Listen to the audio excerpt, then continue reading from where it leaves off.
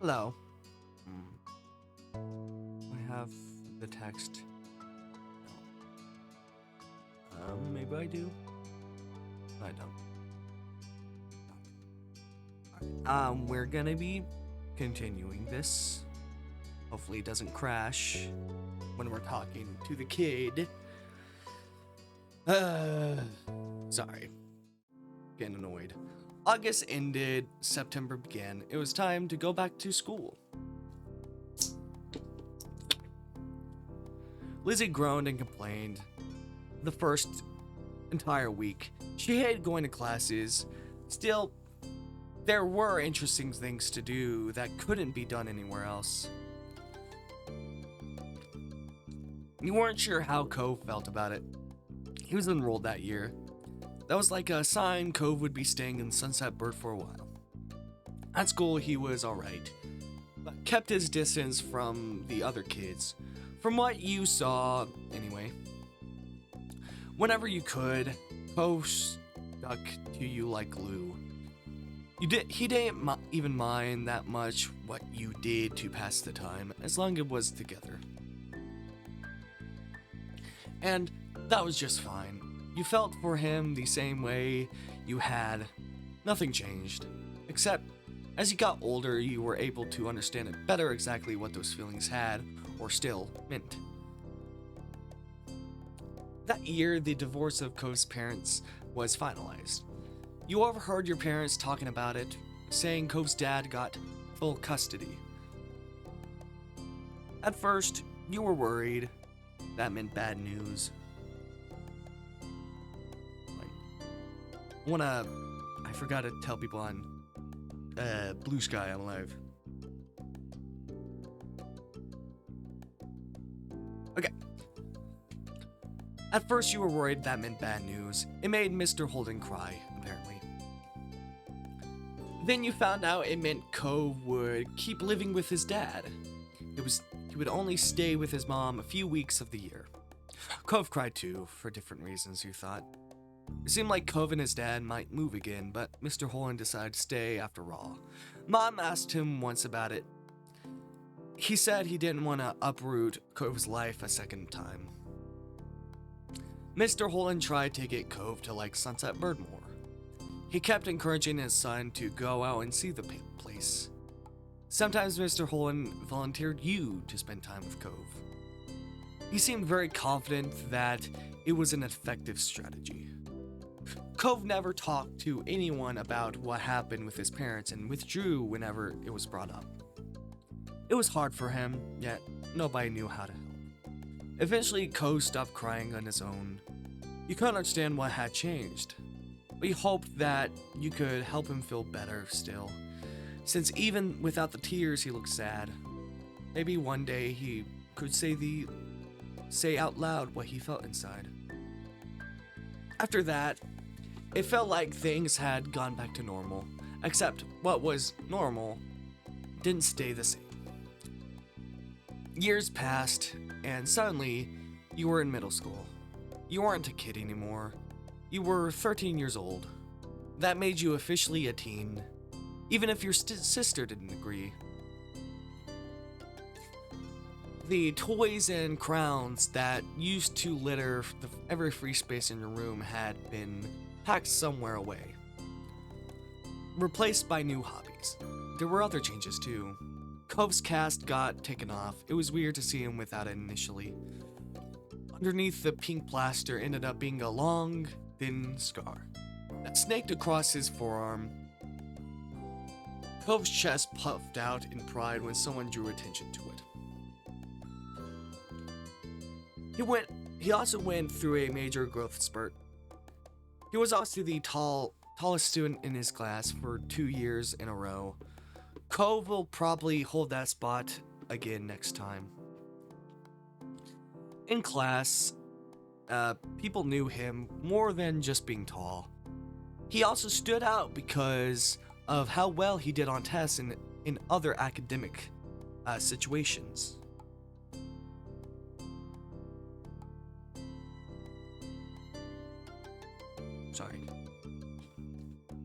Over the years, he began opening up more too. You saw him talking amicably with other kids and neighbors from time to time. And the only kid that came to visit the neighborhood when you were little, Silo, well, he was gone.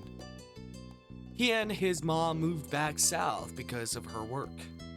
Just 1 year after Cove came to Sunset Bird. It had been really upsetting when he left. Lizzie was inconsolable for weeks, but nobody talked about Silo anymore. It was a long time ago. You learned some heartbreaking things became less sad the further away they were, even if they had never gotten any better. That was sad in its own way. Things at home were different too. You still lived in the same house and all that, but it wasn't how it was before. Ma dyed her hair purple, wanting something new, and liked it so much she kept dyeing it. You still remember calling her mommy as a kid, but something like that seemed awkward nowadays. You were much too old for that word. Lizzie felt too mature for her nickname too. She insisted on everyone calling her Elizabeth, so you did. Your mom soon gave her permission to go places other than the playground and shopping street. She took advantage of that. Sorry. You rarely saw her around the old neighborhood. In fact, she hardly spent time with you the way she did before. Elizabeth instead associated more and more with girls from school who were her own age. Maybe the difference between 13 and 15 was greater than the difference between 8 and 10. You started befriending new people yourself, like Derek Soares.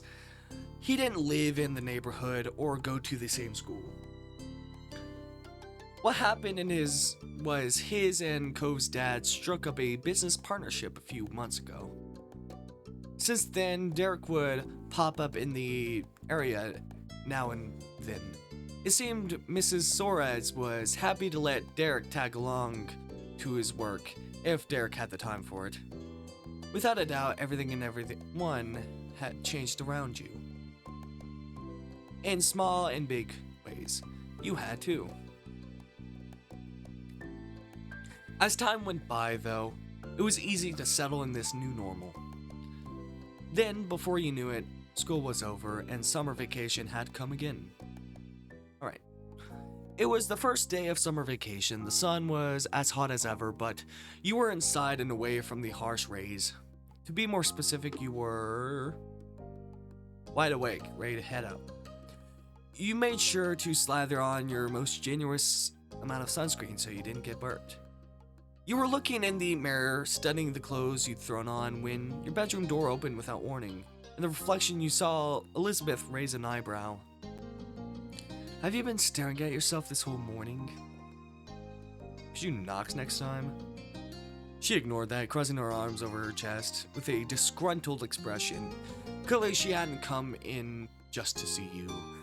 Mom told me to tell you that your baby boyfriend is here and wants to see you again. Like he does every day.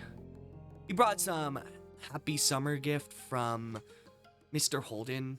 Mom wants you to take it from him, say thanks or whatever. You did not like the way she called him your baby boyfriend, but you knew by now that saying so wouldn't stop her. Come on. Come down already. You're right there. Elizabeth said nothing else and left, having done what was instructed of her. Sorry.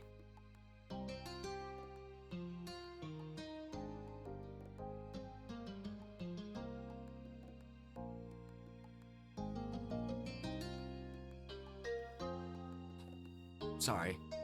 Now alone, you focused on the mirror once again.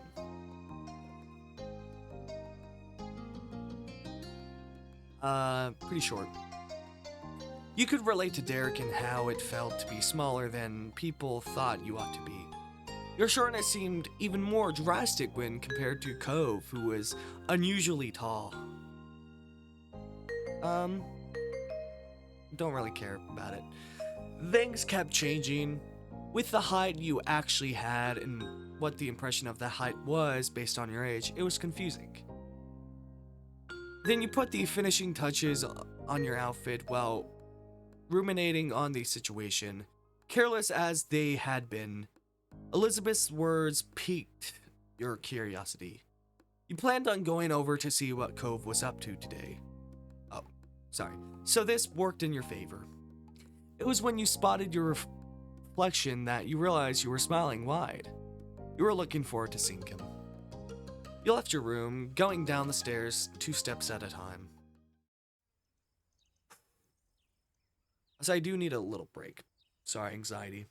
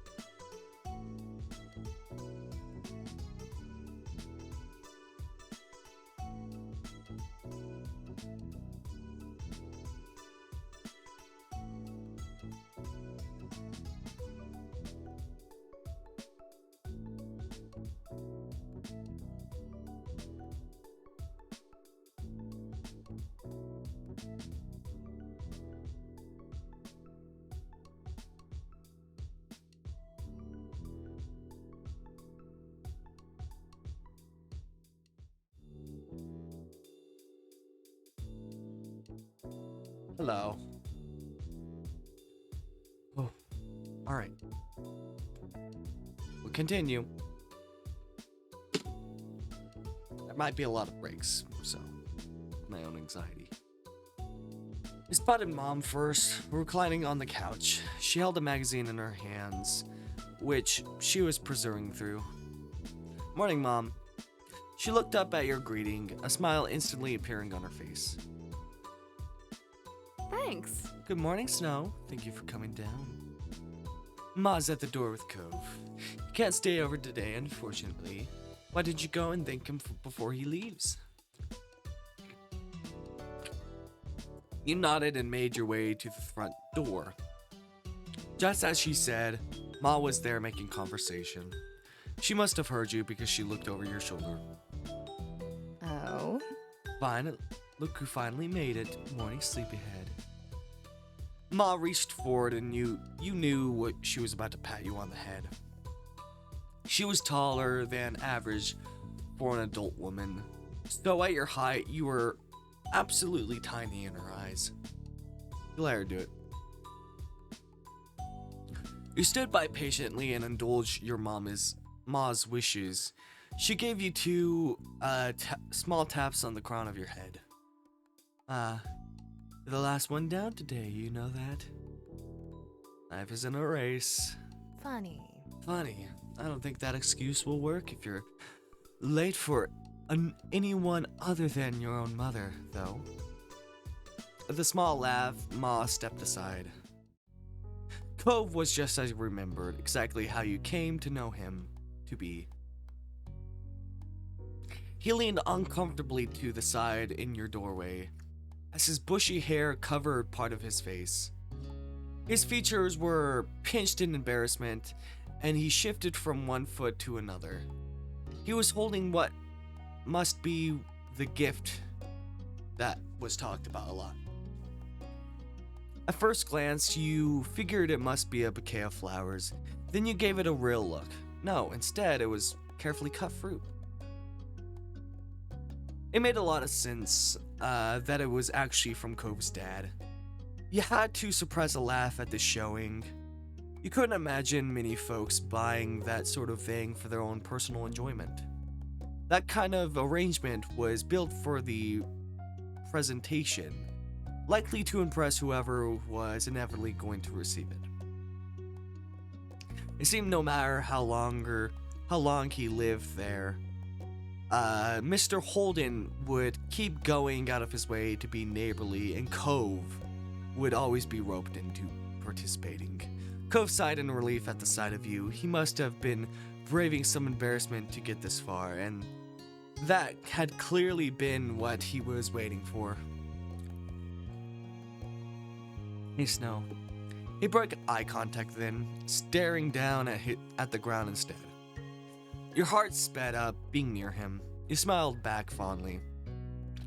He always had this kind of effect on you. You couldn't help but think.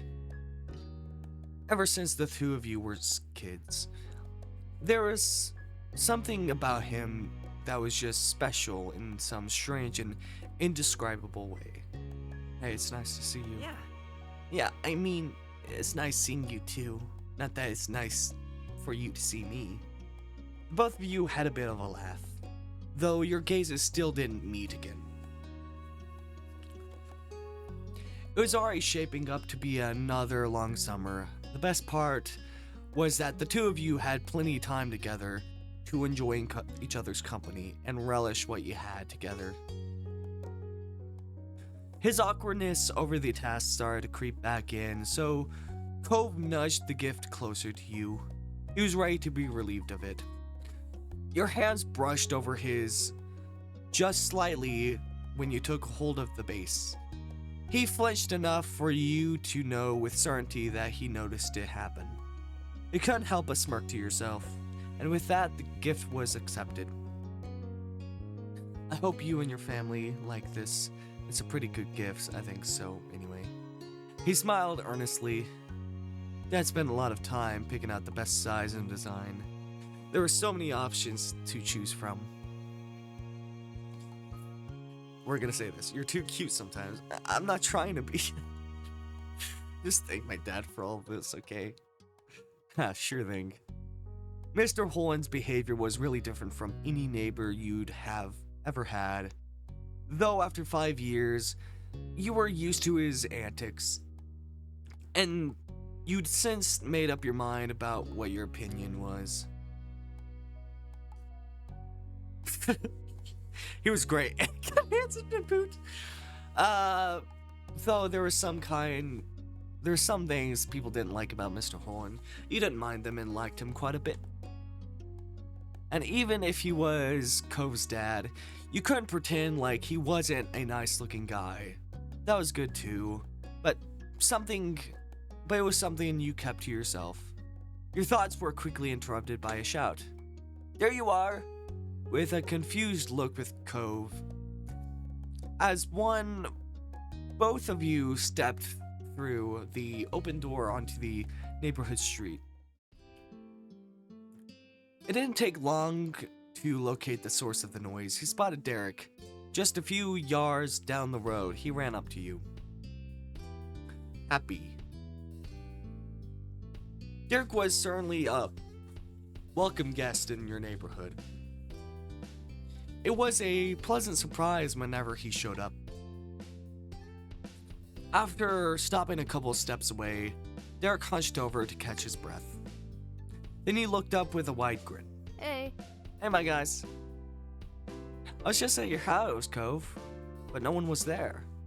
You should have figured you'd be at Snow's place. Do you ever spend time in your own home, or are you always just there? Derek laughed at his own joke. He either didn't notice that it embarrassed Cove, or the embarrassment was what he was actually laughing at.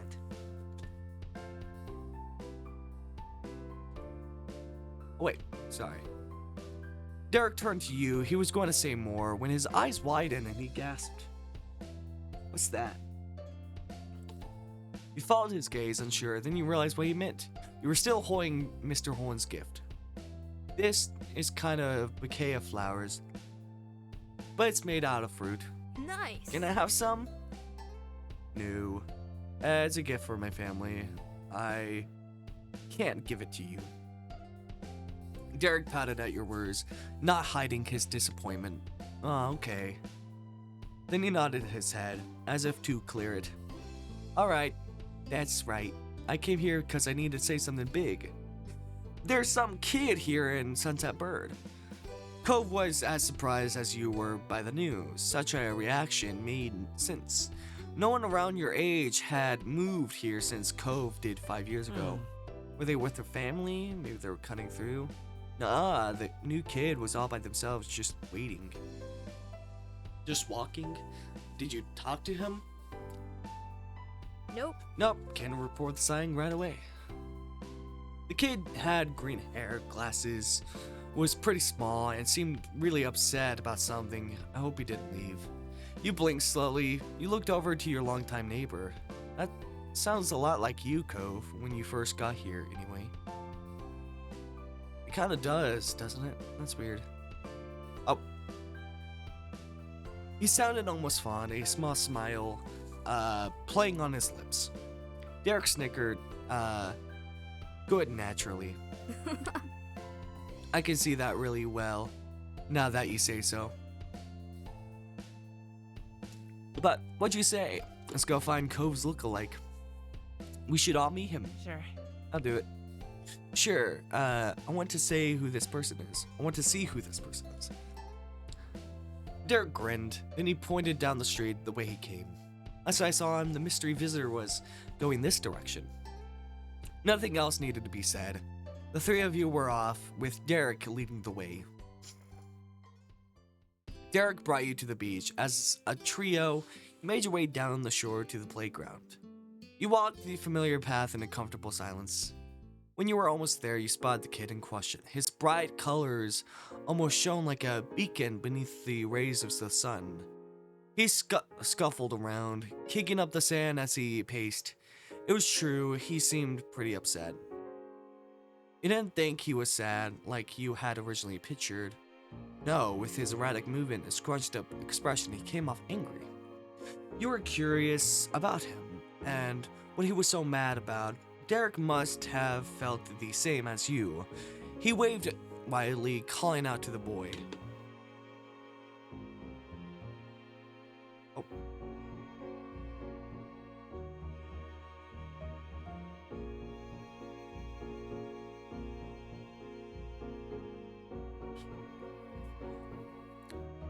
Okay. Hey guy, over here. The kid whipped around, an impressive scowl carved deeper into his face. His eyes were tired, but a hostile energy still radiated from him. What? What is it? What do you want? Sharp tone made Derek flinch. He shifted on his feet. What's your name? Jeremy. Was that it? No. No, I'm Derek, and that's Snow and Cove. We were just walking around and saw you. We wanted to say hi. There aren't a lot of kids our age in the neighborhood. There you go. Yeah, so, it's cool to see someone else here. Suddenly, Jeremy grew furious by your response. If steam could erupt from a person's ears, it would have happened then. They did bring me somewhere stupid, of course, I knew it. What? My parents. My parents, they're the ones who brought me. I didn't walk to this town. Can you not figure that out on your own? Right, my dad brings me to Sunset Bird too when he has to come for work and all that stuff. It's not bad. That earned him a glare from Jeremy. Derek winced beneath it, glancing away. It was a struggle to remain friendly with this Jeremy guy. I mean, I wouldn't want to come here for a real vacation, probably, either. That's an understatement. That doesn't count as a vacation. It's a waste of time. A chore.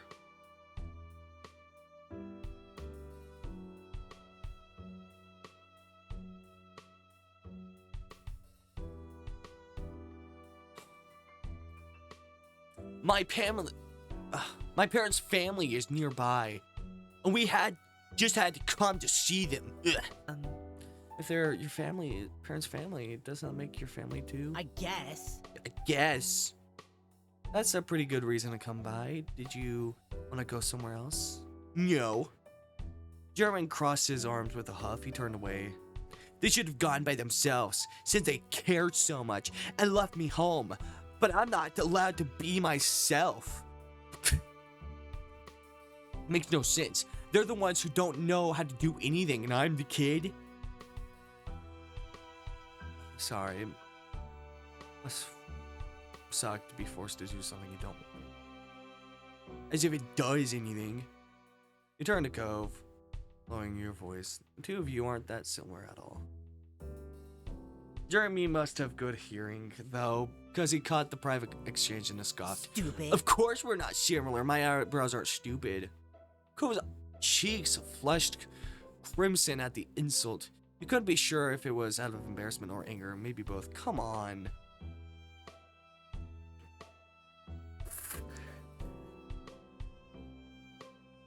Could you say that when you've got a bowl cut? Apologize to Cove right now. You can't treat people like that. Cove smiled weakly. Okay. I'm sorry. Your eyebrows are so terrible. Cross your arms over your chest. You were getting really tired of this. Wow, what is wrong with you? Instead of taking offense, Jeremy only parroted Derek's word and nasally. Wow, what is wrong with you? You're just dumb. Jeremy stuck his tongue out and sulked away. Throwing more sand everywhere as he went. You watched him go, hunched over, until he became a speck in your vision.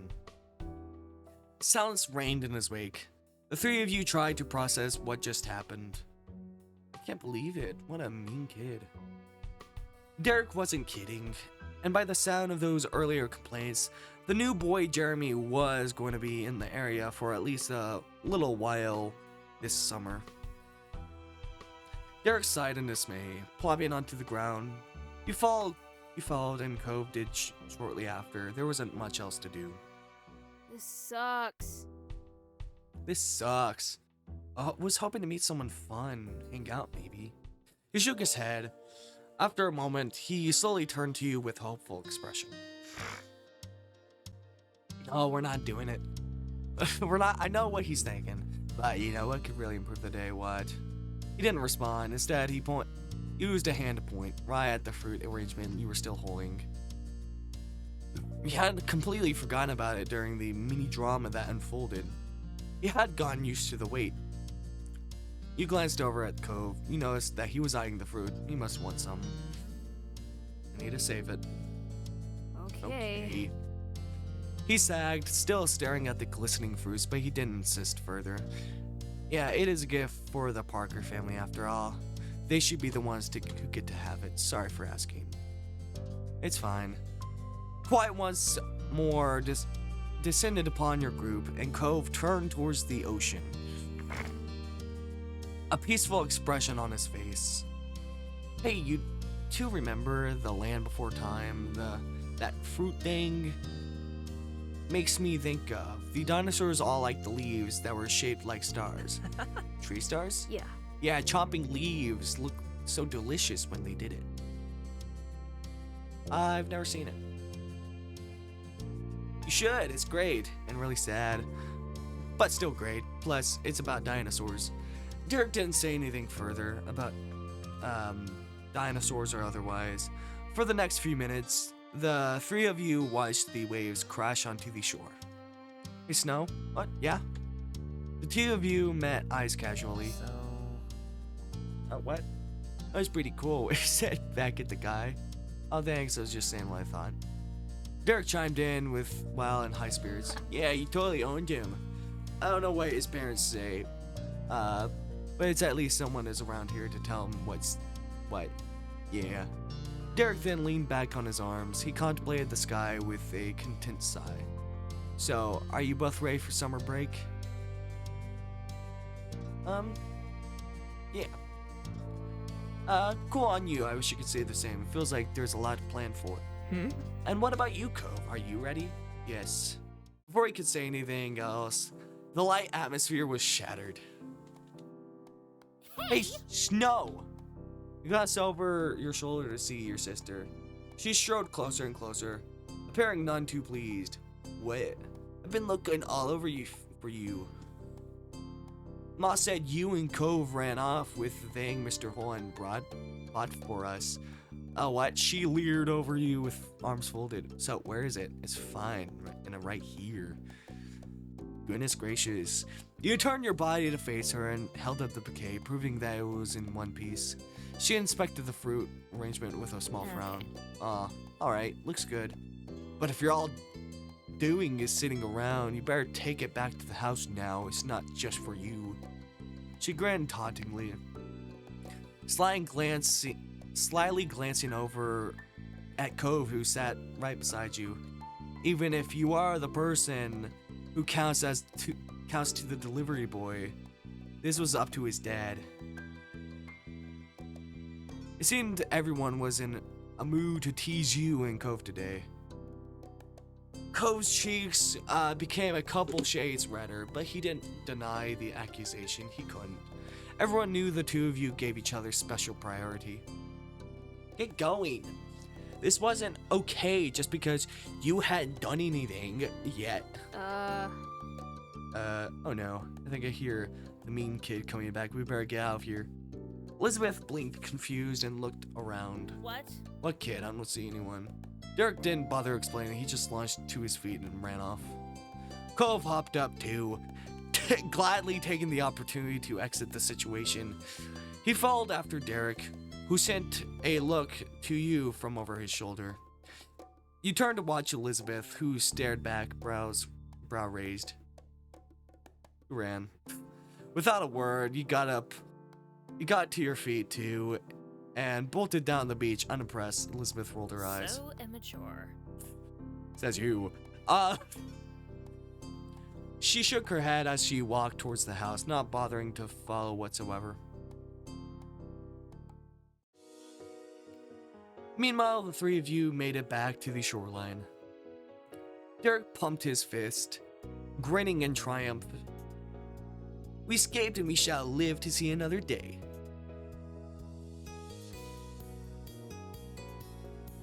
Exactly, we should keep moving. In case Elizabeth decides to come back after all, or that mean kid is really still around. You chuckle together, walking further down the beach side by side. You definitely wanted to stay outside a little while longer. You had gotten a bit of a talking to for running off with the gift twice, even though you hadn't eaten any of it, but Elizabeth was also asked to be a bit more patient in the future. In the end, the four of you had to split the bouquet and the event was fully resolved. That was a while ago. Later that night, you found yourself seated near the kitchen counter. Fingers drummed on the surface as you waited, your gaze trained on the phone. You were waiting on the call tonight, specifically from your cousin, Leandra. You didn't want to miss it, accidentally. I forgot who she was. Your uncle, aunt, and Lee used to live many hours away. Your families only saw each other a few times a year for big occasions. A while back, though, you'd move and were closer to you than before. You now hung out regularly.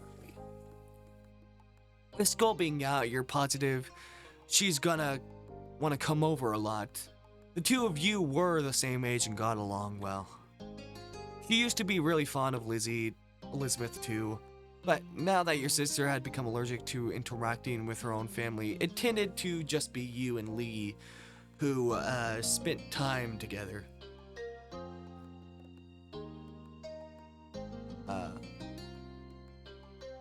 Did I have a lot of girl friends, I think? Not like, girlfriends, but friends who were girls. I think I did. Being family helped you make you close, but you had a lot of friends who were girls. Even though you weren't a girl, you befriended them pretty well. You had a lot of non-girlfriends. What kind of gender someone didn't seem to make any difference in who you got along with. Then the shrill ringtone announced an incoming call. You jumped before grabbing the receiver and pressing it into the air. Hello? Hi! That's how she looked. Okay. Hi, Snow, it's Lee. I'm glad it's you. For a second there, I thought it might be one of Elizabeth's friends. There was static on the end, as if Lee was shifting wherever she was. So, can you believe school's actually over? I thought it'd never be done. Now we don't have to do any of that boring stuff and we get to hang out whenever we want. Speaking of hanging out, Lee, can you wait a second and head to my room? Oh yeah. You got up from your seat at the counter. Luckily, the phone was wireless, so you didn't have to worry about any cords tying you down. Your mom's had a rule about not moving the phone unless a call was in progress, which was why you'd been sat by its cradle waiting for Lee to call. I didn't like it. Or it didn't make sense. No, didn't make sense. Didn't make sense. You did not enjoy how strict they were with so many little things. Now that Lee had called, it was okay for you to go upstairs to your bedroom and talk to her. You jogged up the stairs, taking two at a time, smiling. After you arrived, you shut the bedroom door firmly behind you. You took a seat on your bed. Alright, I'm here. Cool. Cool. Hey, did you know the girl down the street from me has her own phone now? A cell phone? She doesn't have to wait for someone else to stop using it or anything. Oh, really? Thought of someone having a phone that was all their own seemed unbelievable to you. Right? I wish I had one too, but my parents said I couldn't get my own phone until I'm more grown up. I wish they'd change their mind. We could call each other every single day and no one would be able to stop us. How great would that be?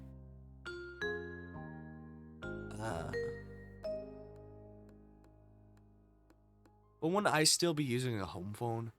My moms wouldn't be able to stop us if they wanted. My moms would be able to stop us if they wanted. Lee laughed. You didn't put a damper on her imagination. Oh, then you have your own phone too. That works. She sighed dramatically. I bet I'm not gonna get one until I'm all the way in college. Squeezing the phone between your shoulder and ear, you puffed up your pillows and made yourself more comfy.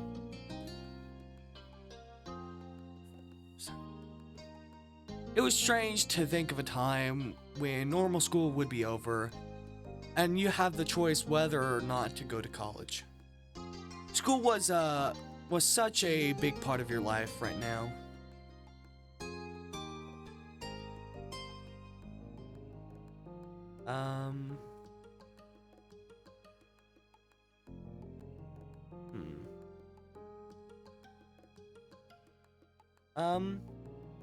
Everything in class came easy. You sucked up information as naturally as a sponge absorbed water. You had yet to worry about school being hard for you.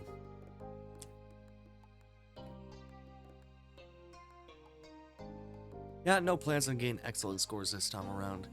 It wasn't something all that important to you. Yeah. You tried to sound engaged, but your mind had decided to go back to school despite the reason. Lee knew you well to be fooled. What's up? Sounds so spacey. What's up? Just thinking about school. Lee groaned. Are you thinking about how we don't have to think? Are you thinking about how we don't have to think about it because it's summer? That's what I'm doing.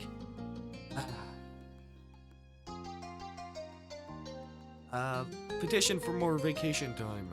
Yeah. Yeah, everyone in class would sign it. Maybe some of the teachers too.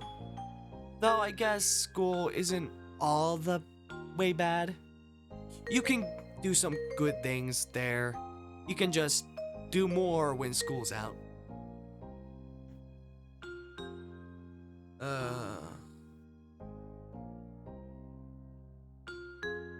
Was there nothing's good? I don't think so. I won't fight you on that. All right. Now, I decree the topic of school is officially closed. We have to talk about this summer first before we start plotting the rest of our lives. I've got some plans ready. Like, I'm gonna visit my cousins. You chuckled, of course. Was that something you want to do? The first thing that comes to your head?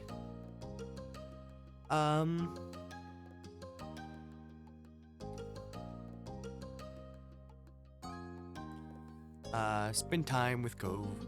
People. I hope that means me, too. You lean back in your bed, settling in, as you continue chatting with your friend, even though it hadn't been that long since you saw her, and you'd be seeing her soon. You found plenty to talk about. For one, the events of the day, you sat up straighter. I was with Cove and Derek today, and we met a new kid. Like, at your neighborhood? His parents, are visiting family. So it sounds like he'll be around for a while. I don't know how long. What was he like? Mean. He kept snapping when all we were doing was talking to him. He just kept being rude to everyone, especially Cove. It was awful. I don't think I want to meet him. You want a boy to stay away before even meeting him? That's an unexpected twist. Your cousin was pretty popular with the boys who knew her. She seemed pretty happy to have them around until they started annoying her. Hey, who are you to talk? You practically give all your attention to boys. Or maybe just one boy. Oh, screw you. I see how much you like Cove. It's my special case.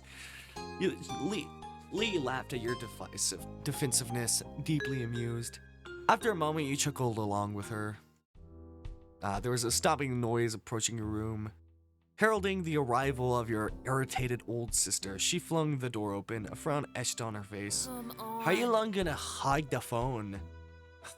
Glancing at your watch, you realized that your quick call had gone on much longer than anticipated. Elizabeth held out her hand. The other was lodged on her hip. She noticed the realization on your face. Time's up.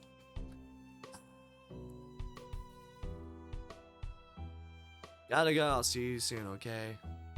Bye. Okay, see ya. Tell Elizabeth and your moms I said hi to. You barely pressed the end of the call button when Elizabeth whisked the handset from your fingers and began dialing someone new as she strode out of the room. Your mom's voice called downstairs. Hey, has anyone seen the phone? I'm using it. With that, she shut your door behind you. Silence was left in the wake. That was one way to end your first day of summer break. Sometime later had gone out and you laid in the bed wide awake. Your window rattled all of a sudden, startling you badly. You flinched, staring at it with furrowed brows. From your vantage point, you only saw the moon and an open sky. You were scared. Yet what had caused that noise? Swallowing hard, you sat up and moved closer to the window. You could only hope that this wasn't a bad idea. To your utter shock, your gaze was met with a pair of familiar ocean blue eyes. Cove? You squinted. Yep, Cove was right outside your window. Your house was very angular, and some parts stuck out further than others, so it theoretically wouldn't be hard to climb around on. Still, just because somebody could didn't mean you expected it to ever happen. Cove looked awkward and unstable. His feet were braced against the section of the wall that jutted out, his arms flexing with the effort to keep him upright. With difficulty, he waved, then he wobbled, immediately dropping his hand in alarm. You hurried to open the window. Cove scrambled inside, nearly falling flat on his face, but he was able to right himself in the end. He released a breath once he was steady. Hey, Snow. What's up, Romeo? What's up, Romeo? I need to talk to you about something. Couldn't wait until tomorrow. If I rang the doorbell, I know your moms would have answered and they just make me go home. I didn't really want to explain why I was coming over anyway. I don't want to talk about it. Well, besides with you, I mean, that's why I did that. As unexpected this was, you were touched. Cove felt like he could tell you what was wrong. I tried calling or something, except my dad was on the phone. Cove suddenly looked very cross. Dad, he was talking to my mom. Still is, probably. He raised an eyebrow. Cove had been eavesdropping on his parents' phone's conversation. I'm not gonna comment. There were other things to talk about. Are you gonna stay with your mom for a while again? Every year, Cove was sent off to live with his mom for a few weeks. Then when it happened varied. Sometimes he would go during winter break, but he usually went during the summer.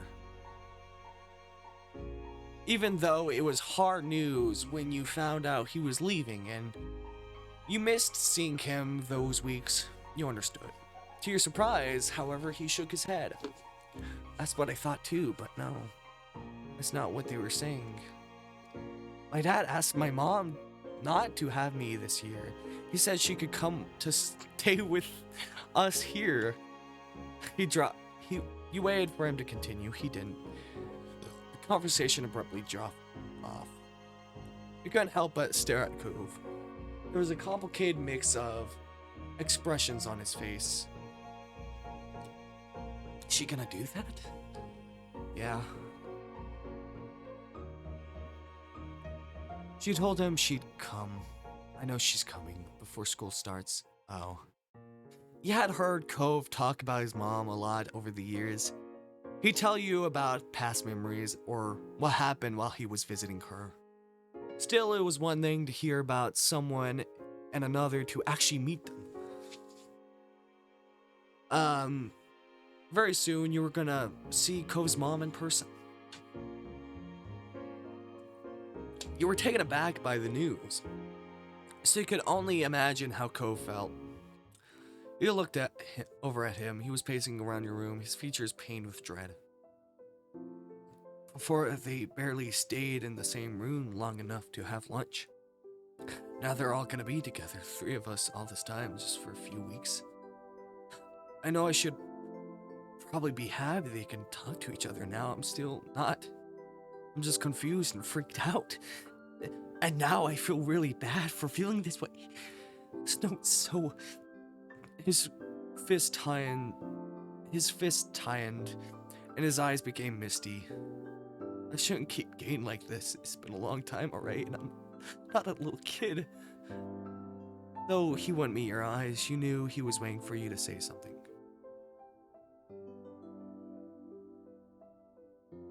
There's nothing wrong with feeling bad. That is hard to deal with.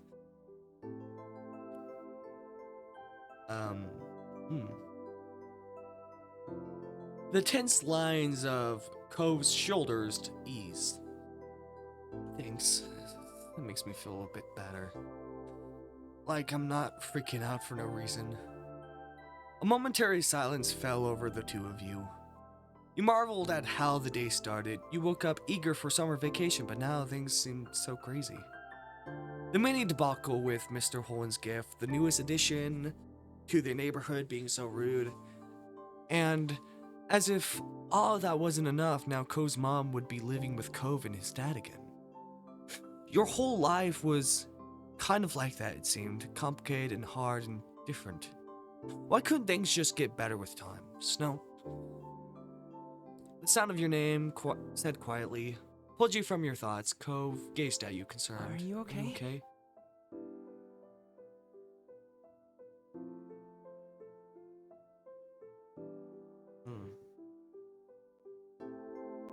I mean, I'm more worried about you. Don't forget about yourself for me. I want to listen to you too. Cove grinned reassuringly. It was small and delicate, but you knew it was genuine. Moonlight from outside cast shadows across his face and lit up his eyes. They seemed to sparkle with his smile. Just that one look brightened your mood somewhat. You know, I don't think I want to talk anymore about this. He looked away, his lips thinning into a line, and rubbed at his arms. But I kind of don't want to go back home either. Could I stay a little longer just doing something else? He appeared equal parts hopeful and vulnerable. How could you possibly turn him away?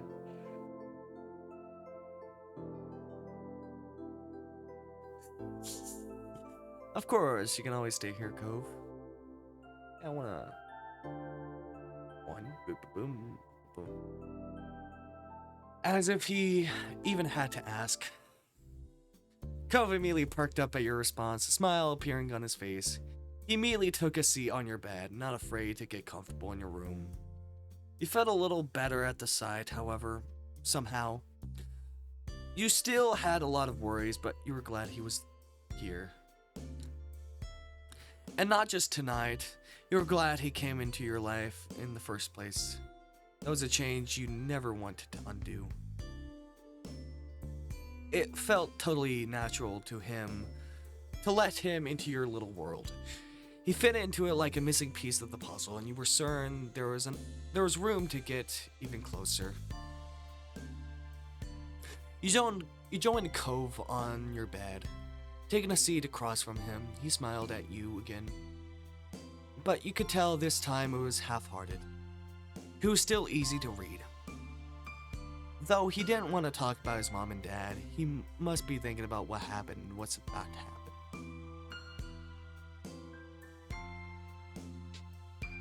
What's more romantic? You nudged him with your foot. Yeah, that's romantic. Oh, my brain's thinking horrible things. That's gross. You took his hand in yours. Is that more romantic or is it hugging? I guess that is. No, I never did this. You outstretched your short arm and gently held his hand. It wasn't much, but you still hoped the contact helped even a little. Cove blinked, startled, before his expression softened into something more natural. Conversation was stilted and broken often by silence at first. Then both of you were able to get into your usual candor. As your secret hangout session stretched on, you thought that you truly wanted to keep having moments like this with him. You hoped that a day would never come when life decided that the two of you would have to part ways. You knew Cove felt the same. You opened your tired eyes. You opened your tired eyes, groaning as they are adjusted to the bright light that was steamed through your window and warming your peach skin. With a loud yawn, you rolled away from the sunlight, blinked a couple of times, clearing the sleep from your eyes before realizing with a start that it was actually morning. Couldn't remember even falling asleep. Cove had crept through your window during the night, and the two of you spent time together, trying not to wake your parents. You must have fallen asleep while you were hanging out, but couldn't put a finger on exactly when. You wondered how late Cove had stayed over before heading home. You rubbed your face and yawned again. Contemplating whether you should get out of bed and get ready for the day, or stayed snuggled up for a little while longer, until your gaze landed on an instantly recognizable mop of pale green hair, and you bolted upright and gasped in surprise. He never left. He was still there in the morning. Cove.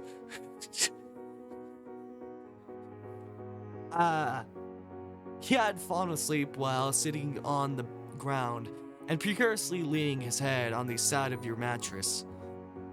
With your shout, Cove's eyes snapped open and his head slipped from its source of support. He didn't stop going down until he smacked right into the floor with a crack. You clamped a hand over your mouth and looked at him with wide eyes, curled up where he had landed rather ungracefully. Now, shh, Mom's gonna hear us. Cove nodded in understanding, making a gesture with his hands that his lips were sealed. If either of your moms found out that Cove had slept last night, the two of you would be in big trouble.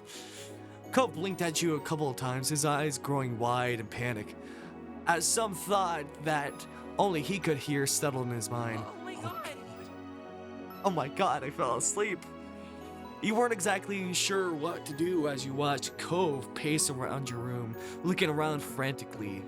Cove stopped mid-step, and you wanted to ask what he'd been searching for, but you guess he wouldn't know the answer to that himself. I guess leave? Despite that, he hadn't calmed down completely. The atmosphere was still frazzled. Settle down before my moms hear you. Cove nodded, his shoulders tensed as he fixed you with a firm stare with his turquoise eyes. Letting out a heavy sigh, he ran a hand through his hair in exasperation. He couldn't look at you again as he spoke. See you later. You were confused by how all this had played out, but hoped that was true. I'll see you later, Cove. At that, you were suddenly wrapped in a tense embrace.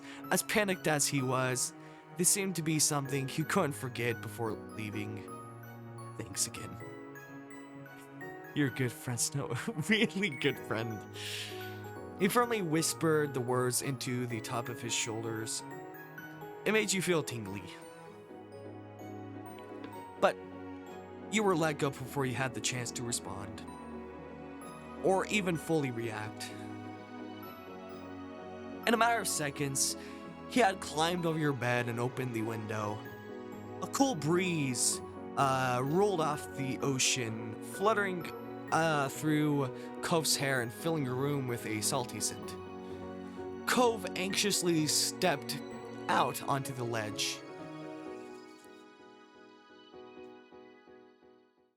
No, we're not gonna sneak out the door instead. You wished him luck. Good luck, don't fall off my roof. You weren't sure if he heard you or not, but he kept going along, one foot in front of the other while increasing speed, until his form disappeared out of sight. You stuck your head out the window as far as it could to try and keep watching. He walked the full length of the ledge before jumping down to the top of the garage, then lowering himself onto the fence. From there, he finally dropped to the ground. He threw a thumbs up at his successful climb. He ran off towards the south without stopping, disappearing behind the side of another building. You had to admit that you were pretty impressed at how doable he made that look. Cove seemed to have a way of seeming so smooth without even meaning to. With a little sigh, you reclosed your door, deciding that there was nothing more you could do. You hopped off your bed and got ready to head downstairs for the day.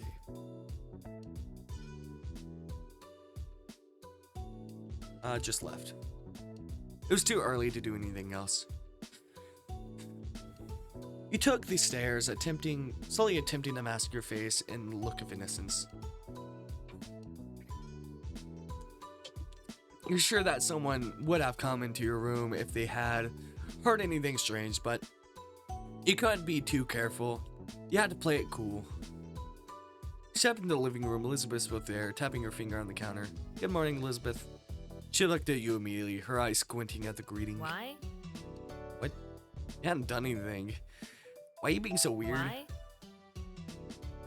You haven't done anything. Your big sister never missed a beat, unfortunately. Your eyes flickered left and right. As you sidestepped her and headed towards the kitchen, Snow folded. This was too much pressure. You had to speak the truth. I know she's not gonna say anything about it. Go spend the night in my room. Moms don't know. Please don't tell them.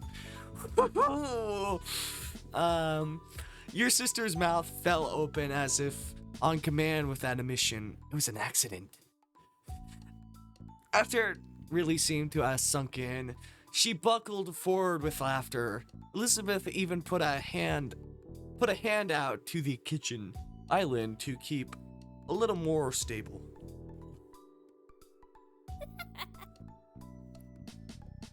I cannot believe you let the neighbor boy sneak into our house and then stay over. That's just, wow. Does his dad even know? No, it's a secret. A secret. I don't think we're supposed to keep secrets from our parents. That's bad, isn't it? She leaned forward mockingly. Come on, Elizabeth, please. Well, your older sibling was having a good time putting the heat on like this. You were at her mercy. You're welcome. You're lucky at least one person in this house isn't a tattletale. You better plan on keeping my secrets starting today, or else. And mercy was granted. Only for now. Thanks. Yeah, sure. Yeah, right. Sure. I don't know what you see in him, bro, but enjoy. With a wave, she walked straight out the front door, letting it shut behind her, and you let out a brief sigh of relief. It looked like you were getting away with that. Breakfast was eaten in peace and alone. Your moms were both out by the time you had gone up. They had left you a serving food from the breakfast they made. Hash browns, an omelet, fruit salad, and there were a few sausage links.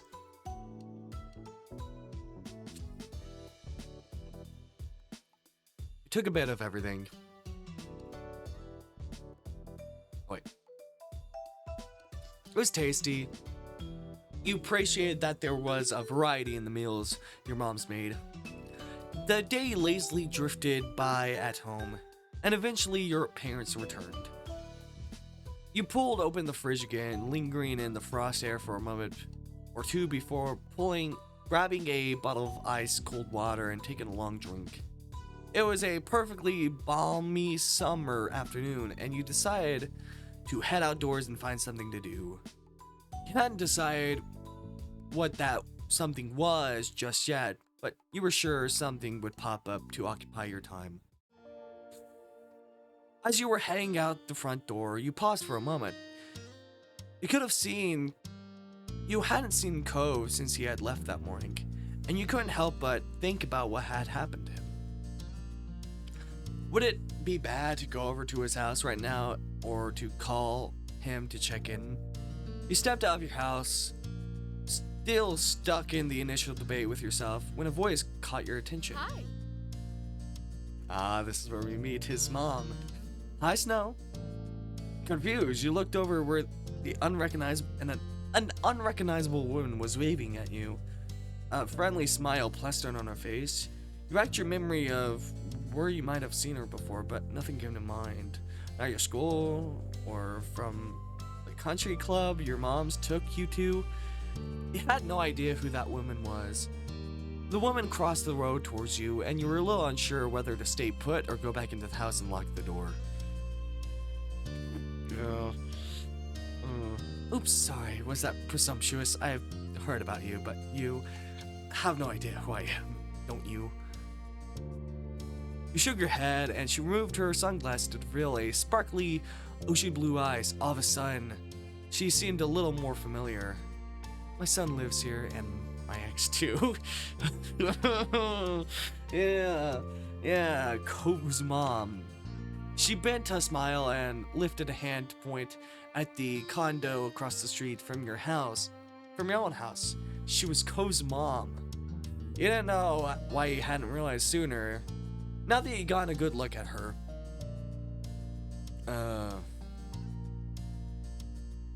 it made sense that she was Cove's mom because of the hair and the eyes, but not sure about anything else.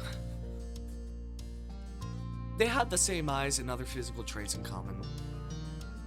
No matter your thoughts on her, you still felt taken aback that she appeared so suddenly. Cove mentioned she was coming, but you hadn't gotten the impression that it'd be the very next day. Yeah. She extended a hand again, this time for you to take, and you studied manicured fingers in front of her face and the assortment of bracelets that dangled from her wrist. I'm Kyra Pierce, or you can call me Kyra. Oh. I don't know much about you, or if I should shake your hand. I don't remember if she was not a good mother, like how Cove's dad was in step 1, or if she's an okay mother or a great mother. Don't know. But I'll shake your hand nonetheless. You reached out and took her hand, and she shook yours firmly, grinning wide. I'm Snow, but you already know that. That I do. That I do. Cove's mentioned you to be me before. It's nice to finally meet you, Snow. Cove talked to you about his mom. He hadn't mentioned how he said things about you to her. What has Cove said about me? Oh, I can tell that. I can't tell you that, but I've already said too much. She laughed good-naturedly. You couldn't be happy about that answer, though. Oh, there he is. I can see, like, I guess the green hair, this hair, and Cove's dad hair is, like, coming together to make a darkish kind of tealish hair. The sound of the door opening and closing caught both of your attentions, and when you turned towards the sound, it was to find Cove exiting his house, his eyes skimming the ground. Considering just how tall he had grown, you kind of figured his mom also would have been tall, but she was much more on the shorter side, for an adult anyway. Cove's height must have come from his father. My baby. There you are. I thought you were gonna keep me standing out here all day. You tried to catch Cove's eye as he walked towards you, but his gaze was firmly fixed on the sidewalk. When he finally crossed the road and looked up, he gave you a pitiful look. Oh. After the way he acted last night, you knew he must be feeling pretty mixed up about this. You tried to wordlessly express that you understood. Cove and I are heading to town to grab something to eat while the snore is at work. I'm gonna be with him. I'm gonna be with him while he's dealing with his mother. Cover beamed at Cove and ruffled his hair, which only seemed to upset him more. You assume the snore she was talking about was Mr. Holden. Yeah, talking very negatively about your ex in front of his son that you don't have custody of is not a good mother thing to do. Hey, you should come with us now. I'd love to get to know you better. Come with you. Yeah, you should come. Come. Save me from this. There is pleading in his tone that you couldn't miss. Of course, we'll run it by your parents first, responsibility and all that. Any whoosies. It will give me an excuse to meet them, which I need to do at some point. It's important to be neighborly if I'm gonna be roosting on the street for the time being. Hey, whoosies, let's go. I'm so sorry. Oh. Kyra walked ahead towards your house, and you hung back with Cove, who crinkled his nose as he watched her. Sorry. I'm sorry about her, but I really do want you to come. I don't want it to be just the two of us, not right now. You leaned in closer and whispered, while checking around for anyone who might hear. What happened? Did your dad know you were gone? Cove shook his head and sighed heavily. Dad was so focused on Mom showing up that he didn't even notice. I thought when I heard them on the phone last night that it was gonna be something they were planning for the future. This morning, Dad said it was supposed to be a surprise, and I guess surprised she's gonna be here for all summer. Oh, you were surprised to hear that too. Cove sighed again, even heavier. I'll go with you if you really want me to. He smiled, his shoulders relaxed, a little in relief. Thanks, that'd be cool. Oh. The two headed over to where Cove's mom had just knocked on your front door and stood behind her. Mom answered the door for a minute, her eyebrows lifted in surprise at the group she found in front of her. You realized that, like you, she would have no idea that it was Cove's mom who was hanging with you. However, after blinking at the woman a couple times and looking at her and Cove, the realization seemed to strike on her. Hello there, I'm Pamela. I see. I see you've met my kid, Snow, and I'm guessing you are a known Cove for a while? Kyra laughed, and you and Cove exchanged looks at your parents' weird sense of humor. I'm Kyra Pierce, Cove's mom. It's so nice to meet you. A head of purple hair caught your eyes as Ma popped behind Mom, squeezing herself beside her. We have company. I was wondering what all the commotion was. She grinned excitedly at Kyra. The two of them introduced themselves and shook hands. Hello. Hi, Snow. Cove. Cove smiled at Ma shyly, and she gestured a hand towards the living room. There's no use hanging around the doorway. Why don't you come in? I'd love to, but I promised to take my son out to eat, and I wouldn't want to hold you up with a surprise visit. I understand. You're welcome to stop by any time. Of course. I'll take you up on that offer when I can. Count on it. Would you mind if too much if Snow went with Cove and I? My treat. We won't be driving, just a quick walk down the road. I'd literally mouth it to them.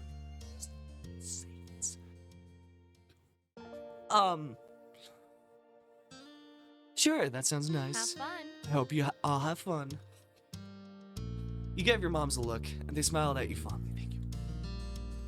You were happy they were letting you go.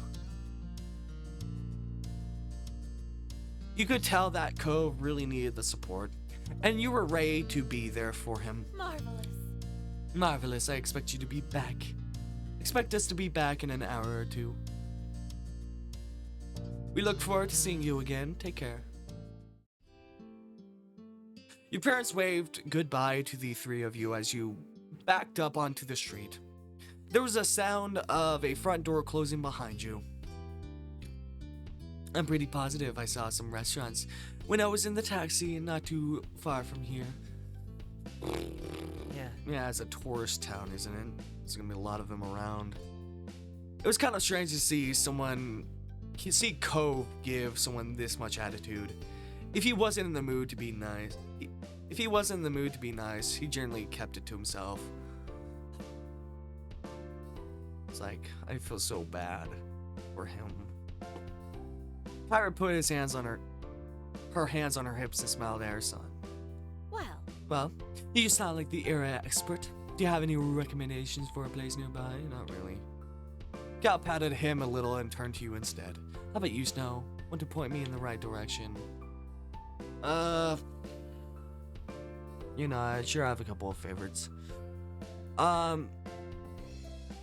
You'd been to a lot of places in town, and there were a couple that stood out from all the rest. There's a Chinese restaurant that me and my family go to all the time. It's my mom's favorite. There's a tropical themed place that tries to be sorts of fancy. Both sound like a treat. I'll leave it for you to pick for us, since Cove is going through a phase over there. He huffed at her and turned his face away. Cove, hey Cove. You can go whatever you want, but you still gotta say which restaurant you want to eat at, Cove. He mumbled sulkily, willing to reject his mom, but not you. I like the tropical place more. That's why I would have gone to for two. With 2 votes in favor of one restaurant, it seemed that it was settled. We can go there. Thank you. Thank you, Snow. Will you show us the way? You nodded, taking the lead of your little group as Cove and his mom followed behind you. Together, the 3 of you left the neighborhood behind. Oh yeah. I forgot about this background. Yes, the grocery store. Named the grocery store.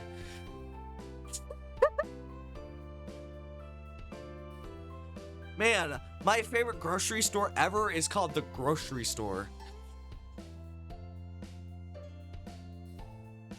I love the grocery store. Sorry. The walk was about 15 minutes, and along the way, Kyra asked a lot of questions about the area. Cove was quiet most of the time, so you ended up answering her instead. Kyra explained that she lived in a large city, and she loved how peaceful and relaxing everything seemed in Sunset Bird.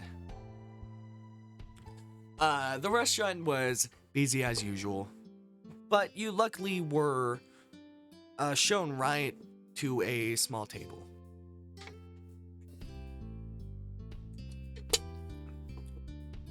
Kyra lowered herself into the chair, while Cove picked the one diagonal to her, not facing her or to her. It was awkward. Let's see. To start, what would you all like to drink? Like an orange soda? Noted. Snow. Coffee. Gave you a raised eyebrow, then smiled. I like coffee. What can you say? Iced or hot? There's sugar on the table if you want to add to that, but do you want cream with it? Hot with cream. Sure. Kyra placed the order for your drinks, getting a black hot coffee for herself, and it didn't take long before they were brought to the table and set in front of you. How long have I been streaming? I feel like I've been streaming for much longer.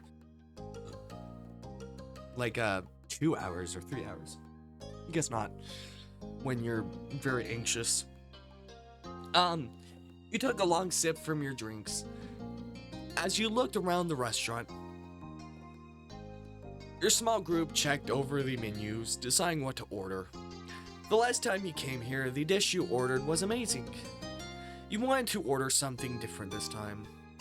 Kyra and Cove didn't need any encouragement for this. They were totally focused on the information in front of them. Soon the meals too were ordered and the menus were taken away. You glanced at the table surface, waiting to figure out what to say. Cove sunk back further into his seat and avoided eye contact. He started to twiddle his thumbs while acting like all of this was perfectly normal. His sour feelings today were unignorable. Instead of asking more open questions he'd brushed off, Kyra had mercy on her son and instead of put her focus towards you. So? So Snow, what's a few things that you're into? There's gotta be something you do for fun, especially now that you're not buried in school assignments. 13. I tried to take up art, like drawing, but I was like, I'm not really at all that interested in this.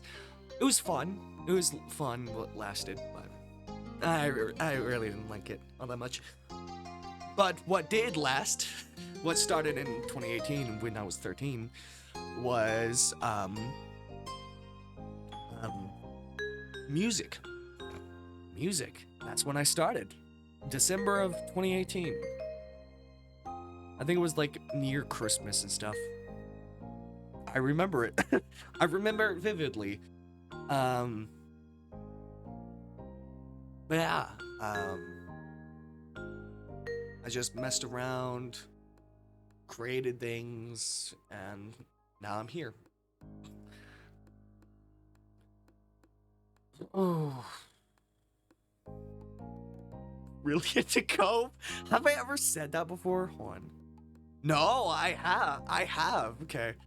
Kyra let out a sudden laugh and Cove gasped beside you. It was a dramatic enough in hell that he almost choked on the soda. Okay, I want to say actually be nonchalant. Music. I play guitar. Really good at it. What else do I? I don't play anything else. I play guitar, but when I'm doing music, I program drums. I know how to program them. Program piano, program bass, program everything, but the only thing I do with my hands are guitar. Listen to a lot of it. I have an MP3 player at home that my mom helped me put some music on, and I've been seeing some concerts. Awesome. And I write things. I guess that's the best way. A fellow writer. Honestly, I haven't written in a bit, but I should. I love writing my own little worlds. Honestly, it's always dystopia worlds. Yeah, not really a happy worlds. It's just sad worlds. A fellow writer writing is a form of playful expression, don't you think? Kara sighed wistfully, her eyes going soft. I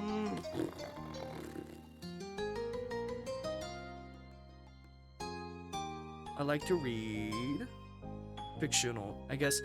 I like reading visual novels, so I guess that's the best way. Fictional novels. Nothing beats up curling up with a good book. Honestly, I think if I had time, I think I would enjoy actual books. But I don't. I like to watch TV. It's pretty addicting when you find a good series, isn't it? I don't really like movies. Stand-up comedy. Cool. Only when it's good. Plays. That's very interesting. Yeah, that's all you have to say about all this stuff. I spend time on art. I don't. Hang out with people. It's really nice to have friends and family to spend time with. You really don't like talking as much. Games are fun. I like to play video games. I don't know much about them. Maybe you can show me sometime. Who knows? Honestly, I'm not big into video games anymore. That's the thing. I'm not big into video games anymore. Except when I'm streaming. But it's not that I don't enjoy video games. I love it when I play it on stream. I enjoy it. It's like Snippy Longhead. He said that he never enjoyed Minecraft on his own, but always enjoyed it when he recorded it. That's basically the same thing. I enjoy these visual novels, but I don't play it on my own as much. Nor do I play video games, just normal, regular video games. I like visual novels more than actual video games. Not big of a gamer. I'm sorry. I used to be as a kid.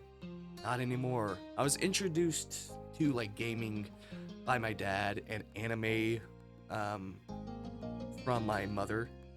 But I kind of fell out of both.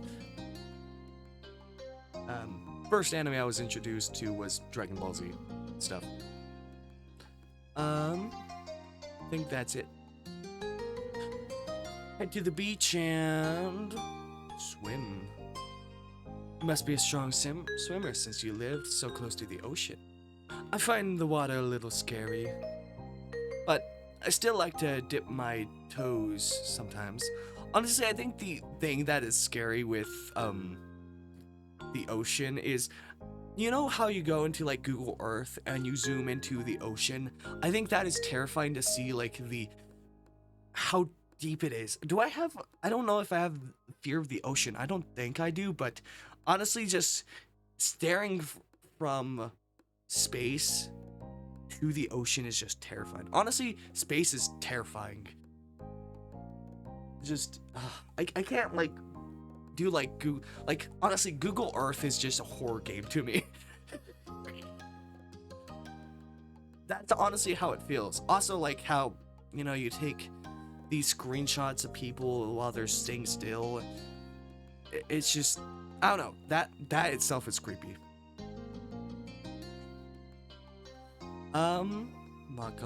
Look for seashells, of course.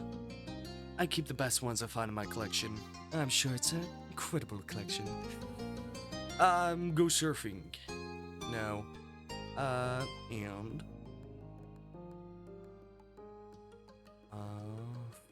let's just say that, really into Cove. Kyra let out a sudden laugh, and Cove gasped beside you. It was a dramatic sigh in hell that he almost choked on soda. You chuckled at the reaction. That was exactly why you said it. No. It's like, you know, like, I only do that because you do that. You react like that, so I say it. Cove whispered at you disapprovingly, obscuring part of his face with a hand. But Kyra only waved him off and encouraged you to go on. I'm only being honest. What better way than to spend time with Cove? Well, you have something in common. Kyra smiled at Cove, who didn't look too impressed by the either of you at that moment. And nothing else. Thanks, I'm happy to learn more about you. There's so much I hadn't heard. Cove leaves out the details. He was trying not to pay attention, but you could tell he was uncomfortable. Hoping it would clear some of the attention in the air, you decided to ask Kyra a few questions of your own. Cove hadn't told you much about her, and you were curious to know more about this woman who was such a big part of his life. What exactly do you do for work? I'm a travel writer for magazines and things. I keep people in the loop on what's worth seeing. It's good work. Wow. Ooh. Some of these are like, ooh. Yeah, I'll just ask these first, and then, are you in a new relationship now? Why did you and Mr. Holden get divorced? It's like, damn. What do you like to do? Spending time with my little boy, of course, and traveling. A real shock, huh? Okay. Where do you live normally? Nevada. Have you ever been there? No, I don't think I ever have in my life. I think I've been to, like, New Mexico, Texas, obviously, I was born there. Family's there. Oklahoma, this is where I live. There's probably some other places. Oh yeah, I've been to, like, Arkansas. I've been to, what is it? What is that one place? Missouri? State above Arkansas. Missouri, yes, Missouri. I don't think I've ever been to Kansas. But yeah, you can see I've only been near the south. That's really where I've been. I don't think I've been anywhere else, honestly. I don't think I have. I don't remember much other places or remember list of places.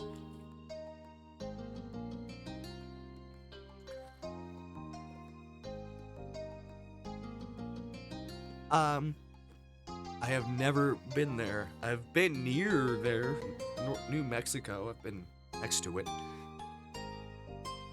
I don't remember what that was like, what New Mexico was like.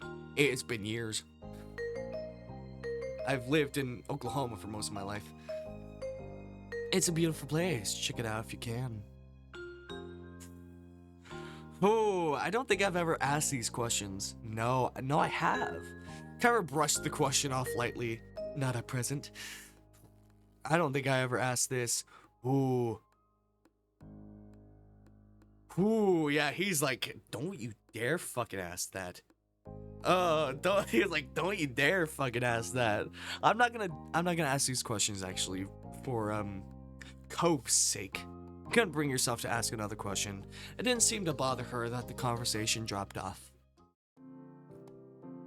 Cove sipped his soda angrily, slurping up the remaining drink with furrowed brows. He looked ready to run straight out of the restaurant. You weren't sure if coming along had ended up making the lunch better or worse. I would love this to be a movie. Honestly, I'm just thinking about it as a movie.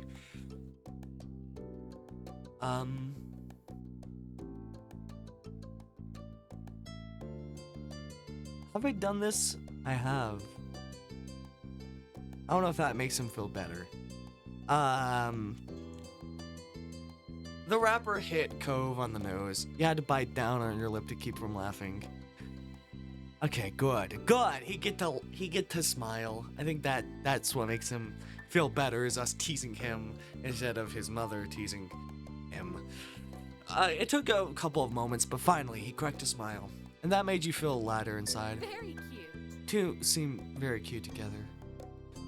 Cove covered his face with his hands and leaned back in his seat. Seriously? Oh, Mom, why would you say that? You felt bothered too. I'm like, don't. It's like, shush. Bothered for him. What did she mean by that? Had she seen you watching Cove earlier? Or she noticed the way you he smiled at you a little before? That statement made everything uncomfortable. Your meals were delivered shortly after that, and everything was so delicious, even Cove enjoyed his food. Okay. Alright, now that we're all full and content, can you explain to me, please, why you've had a bug up your butt all day?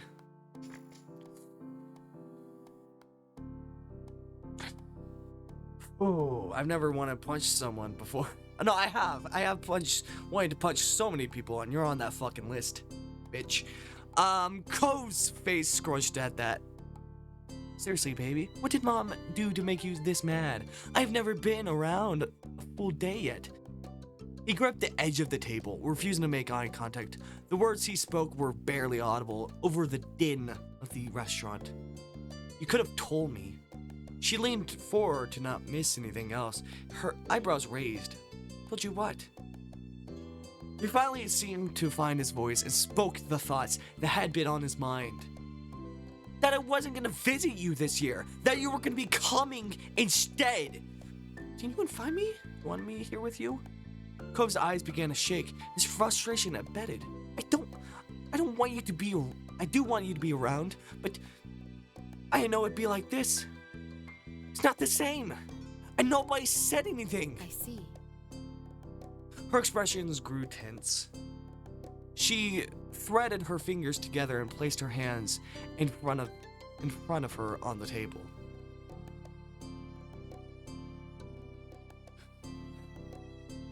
We've both been gifted another Clifford surprise.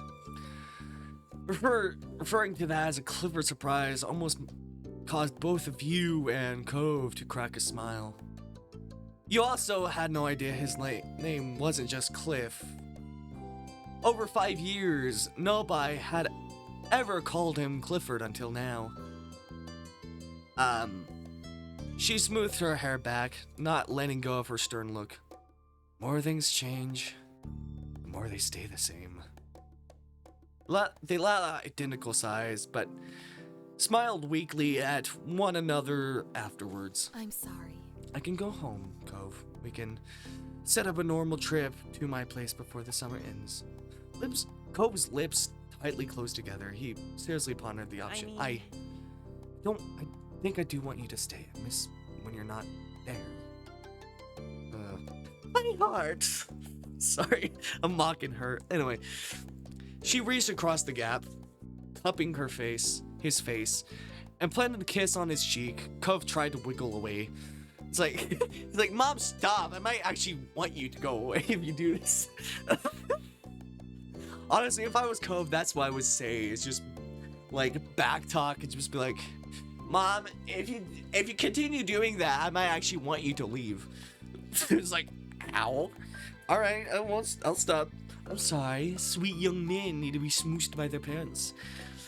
If I don't, they'll take away my mom's license. Kira was completely enthused by Cove's admission, though a tone of seriousness did return to her voice when the conversation continued. Do you want to talk to your dad too? No. No. Cove had snapped the word instantly, but reeled his annoyance back in just as quickly.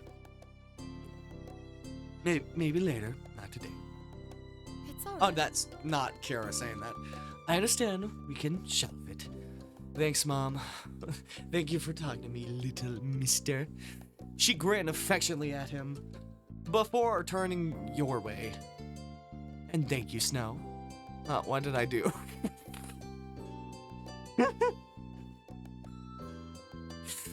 It's easy to act like a baby with your mom. It's harder to keep that up with your neighbor watching everything. Especially when you really care about what said neighbor thinks of you. She winked. Mom.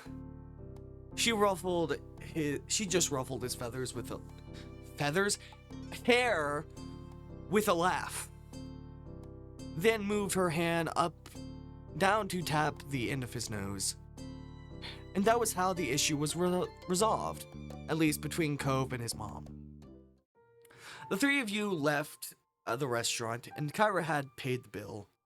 You walked back to your neighborhood slowly.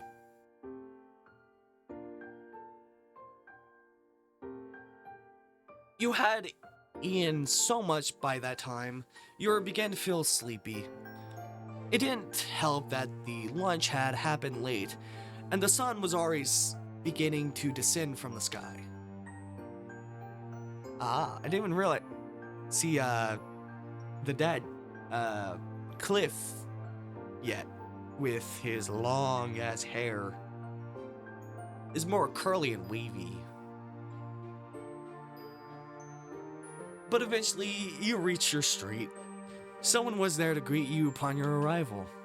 Welcome back, family, and Snow too. Cliff. Dad. You don't know how to keep yourself out of trouble, don't ya, Cliff? Anyway. The two walked past him in the condo without sparing another word. Despite the summer heat, their shoulders were cold. Honestly, every time I play a visual novel, there's always something specific I want to say, and especially with this game. Uh-oh, I'm in trouble. Yeah, you are, because you decide to surprise people instead of telling them things. You really don't know how to keep yourself out of trouble, don't ya? Don't ya, Cliff? Don't ya, Cliff? Bribing me to be friends with your son? Flashing the money when trying to quotation mark apologize for doing that to Cove. And this, surprising him with his mother. Uh-oh, I'm in trouble. He rubbed the back of his neck with a crooked smile, but his eyes were soft as he looked on after them. He's so much like his mom, don't you think? He gave a vague nod, not sure what he was expecting you to do. He nodded back, far more energetically. Okay, have a nice night, Snow. You too, Miss. Actually, I'm like, I would say you too, but, I think after the stunt you pulled, I don't think you deserve a good night. Honestly, I fucking want to say that so badly. Oh, so badly. With that, Cove's dad disappeared to join the others inside. It was your turn to go home now.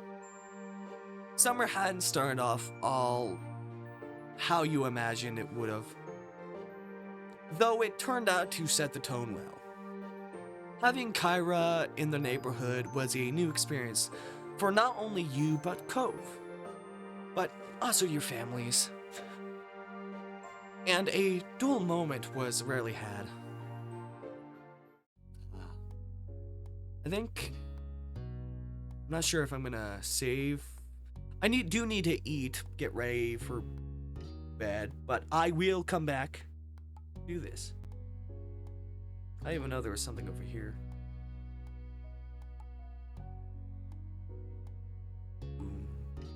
Oh, this is Derek. Okay, guess it's something for Derek. Alright. So, I'll be right back. And VOD watchers, I hope you enjoyed the stream. Anyway, see you later.